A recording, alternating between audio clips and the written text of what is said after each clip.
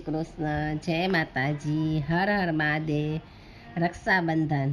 આજે હું રક્ષાબંધન વિશે એક પ્રાચીન વાર્તા કહીશ, તે તમે સાંભળો.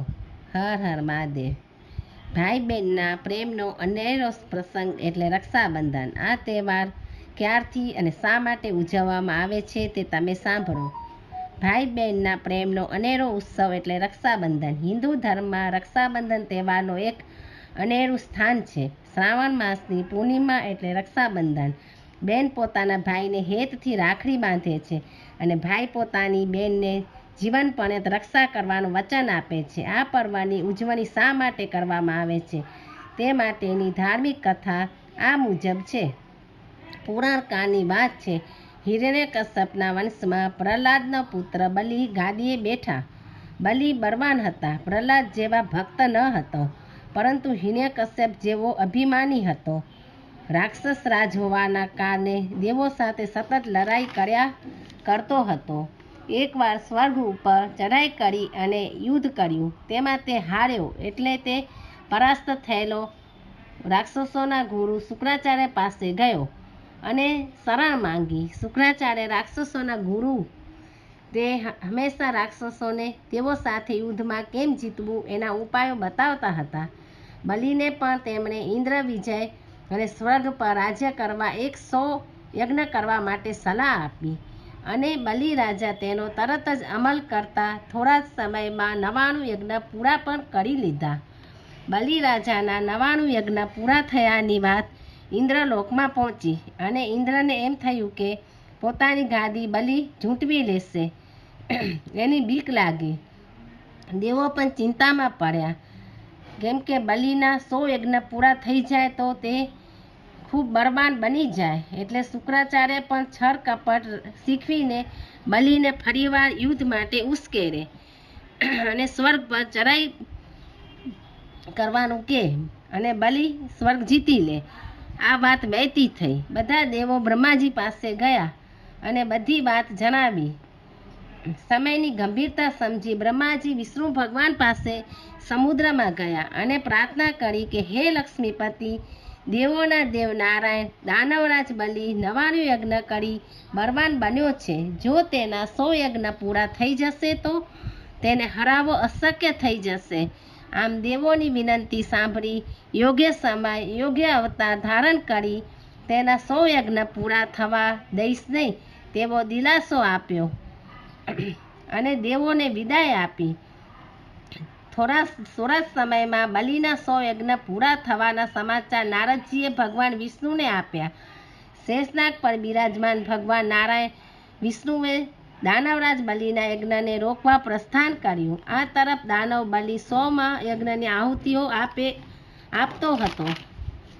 ગુરુ શુક્રાચાર્ય અને તેના શિષ્યો યજ્ઞ કાર્ય નિર્વિઘ્ને પૂર્ણ થાય તે માટે ઉતાવળે આહુતિઓ અપાવતા હતા. ત્યાં જ યજ્ઞ મંડપના દ્વારે એક બાર બ્રાહ્મણનું આગમન થયું. યજ્ઞ કાર્ય જોઈ તે મંદ સ્મિત સાથે યજ્ઞ મંડપમાં પ્રવેશ કરે છે. દ્વારપાળો તેને બટુક બ્રાહ્મણ જાણી રોકતા નથી. આ બટુક બ્રાહ્મણ એટલે નારાયણ ભગવાન પોતે જ. દાનવરાજ બલિના યજ્ઞમાં ભંગ કરવા પધાર્યા છે. યજ્ઞ મંડપમાં તેમને કોણ ઓળખે એ જ પ્રભુની લીલા કહેવાય. વામન અવતાર બટુક સ્વરૂપ રાજાને સામે જોઈને ઊભા રહ્યા અને ભિક્ષામ દેહીનો નાદ કર્યો. યજ્ઞ કાર્યમાં પરોવાયેલા બલિ રાજા આહુતિ રોકી વામન સ્વરૂપ ધારી બ્રાહ્મણનો સ્વાગત કર્યો અને મનગમતી ભિક્ષા માંગવા આહવાન કર્યું. વામન સ્વરૂપ બ્રાહ્મણ ભગવાન બોલ્યા, હું જે માંગું તે તું આપીશ? પાછળથી ફરી તો નહીં જાય ને? વચન આપ. બલિ રાજાએ કહ્યું, હું વચન આપું છું. યજ્ઞ કાર્ય મધ્યે પધારેલા આપ બ્રાહ્મણ દેવને હું આપ જે માંગશો તે ભિક્ષા સ્વરૂપે આપવાનું વચન આપું છું. આ કહી પાણીની ભરેલી જારીમાંથી હાથમાં અંજલિ ભરવા જાય છે.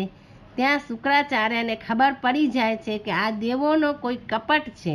આ કોઈ બ્રાહ્મણ નથી પણ વિષ્ણુ પોતે છે. પણ હવે શું? બલિ વચન આપી ચૂક્યો છે. જો તે અંજલિ પાણી લઈ વચન બંધાશે તો મારી બધી મહેનત પાણીમાં જશે. એટલે આમ વિચારી શુક્રાચાર્ય પાણીની ઝારીની નાળી વચ્ચે સંતાયા. એથી પાણી હાથમાં પડે જ નહીં અને બલિ વચને પણ બંધાય નહીં. પણ જે વામન સ્વરૂપ ધારણ કરી શકે તે મનમાં વિચારોને પણ જાણી લે છે કે દાનવ ગુરુ શુક્રાચાર્ય પાણીની ઝારીની નાળી વચ્ચે સંતાયા છે, એટલે એમને શિક્ષા કરવા નાનકડી દર્ભની સળી લઈ એમના નારચામાં પરોવીને એમની આંખ ફોડી નાખી અને પાણી બલિરાજાની અંજલિમાં પડ્યું. એટલે બલિરાજા અંજલિ તર્પણ કર્યું અને પોતાના વચને બંધાયા. વામન અવતાર બટુક બ્રાહ્મણ એ વેરા પ્રભુ કાલી ભાષામાં 3 પગલા જમીનની માંગણી કરી. પ્રભુજી બોલ્યા, હે દાનવ રાજા બલિ, મને ભિક્ષામાં 3 પગલા જમીન આપ. બલિરાજાએ વિચાર્યું, આ નાનો બાળ 3 પગલા પૃથ્વી માંગે છે, તો શું 3 પગલા ભરી પૃથ્વી માપવા કહ્યું? શુક્રાચાર્ય હજુ પણ બલિને રોકવા પ્રયત્ન કરે છે, પરંતુ ત્યાં તો ભગવાન વામનમાંથી વિરાટ સ્વરૂપ ધારણ કર્યું અને એક જ પગલામાં આખી પૃથ્વી માપી લીધી. બીજા પગલામાં પ્રભુએ સ્વર્ગલોક માપી લીધું. આમ 2 જ પગલામાં પ્રભુ પૃથ્વીલોક અને સ્વર્ગલોક માપી લીધું અને પૂછ્યું, હે બલિરાજ, 2 પગલાં પૂરા થયા, હજુ 3જું પગલું બાકી છે, બોલ હું શું કરું? બલિરાજ વચનબદ્ધ હતો. તેણે 2 હાથ જોડી પ્રભુને વિનંતી કરી, આપની લીલા અપાર છે, હું તમને ન ઓળખી શક્યો, પણ હવે આપને મારી પાસે આપને માંગવા, આપને પગ મૂકવા મારા હકમાં મારું મસ્તક જ છે, એમ કહી પોતાનું મસ્તક ધર્યું અને ભગવાને 3જું પગલું તેના મસ્તક પર ધર્યું. આમ દયાળુ ભગવાન વિષ્ણુ વામનમાંથી વિરાટ બની બલિરાજાનો યજ્ઞ અધૂરો રાખ્યો. પણ બલિરાજાને કહ્યું તે સહપરિવાર પાતાળલોકમાં વાસ કરે. બલિરાજાએ વંદન કરી આજ્ઞાનો સ્વીકાર કર્યો અને કહ્યું, બલિ બોલ્યો, હે પ્રભુ, આપ તો મારા પિતા પ્રહલાદજીના આરાધ્ય દેવ હતા, છતાંય મેં આપના દ્રોહ કર્યો, તો મને ક્ષમા આપો અને આપ મારા પર પ્રસન્ન થઈ કૃપા કરવા માંગતા હો તો મારી એક વિનંતી સ્વીકાર કરો. પ્રભુ મંદ સ્મિત સાથે બોલ્યા, હે બલિ, તારી શી ઈચ્છા છે, હું જરૂર પૂરી કરીશ.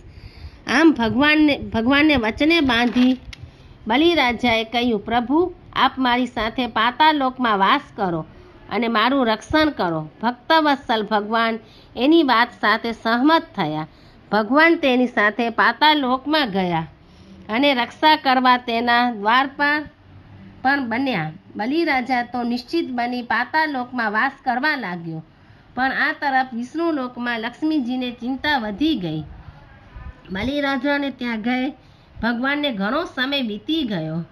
લક્ષ્મીજી દુઃખી થયા, પણ ઉપાય સૂઝતો ન હતો. ત્યાં નારદજી ભગવાન લક્ષ્મીજી પાસે પહોંચ્યા અને તેની ચિંતા અને દુઃખ જાણી ઉપાય બતાવ્યો. નારદજી બોલ્યા, હે દેવી, આનો એક જ ઉપાય છે. આપ કોઈ ઉપાય કરી બલિરાજાને ત્યાં જાઓ અને તેને વચને બાંધી પ્રભુજીને પાછા લઈ આવો. લક્ષ્મીજી આ માટે બીજો કોઈ ઉપાય ન હતો, તેથી તે એક સામાન્ય સ્ત્રીનો વેશ ધારણ કરી પાતાળલોકમાં જ્યાં બલિરાજાનો નિવાસ હતો ત્યાં ગયા. થોડો સમય બલિના મહેલમાં રહીને તેનો પ્રેમ પ્રાપ્ત કરી માતા લક્ષ્મી તેને પોતાનો ભાઈ બનાવ્યો. બલિરાજા પણ ખૂબ ખુશ થયા. રક્ષાસૂત્ર બંધાવીને લક્ષ્મીજીનો બેન તરીકે સ્વીકાર કર્યો અને બેનને ભેટ માંગવા કહ્યું અને તે ખૂબ જ ખુશ થઈ ગયા. ત્યારે લક્ષ્મીજી બલિને કહ્યું, હે ભાઈ, જો તું મને ખરેખર ભેટ આપવા માંગે છે તો આ તારા દ્વારપાર બની રહેલા મારા પતિને મને આપ. આમ પોતાની ઓળખાણ પણ જાહેર કરી. બલિરાજાએ ખુશીથી પોતાની બેન લક્ષ્મીજીને વિષ્ણુ સોંપ્યા, પરંતુ સાથે એક વચન લીધું, પ્રતિવર્ષ લક્ષ્મીજી ભગવાન સાથે પાતાળલોકમાં પધારે અને અહીં રહી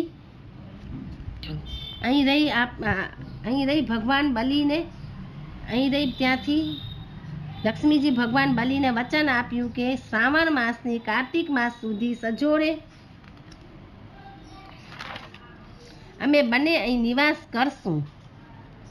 આમ અષાઢ માસની 11 એટલે કે દેવપોઢી 11થી કાર્તિક માસની એકાદશી દેવ ઉઠી એકાદશી સુધી ભગવાન વિષ્ણુ અને માતા લક્ષ્મીજી પાતાળ લોકમાં જાય છે.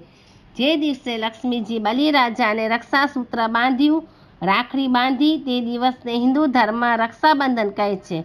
એ તહેવાર તરીકે ઉજવવામાં આવે છે.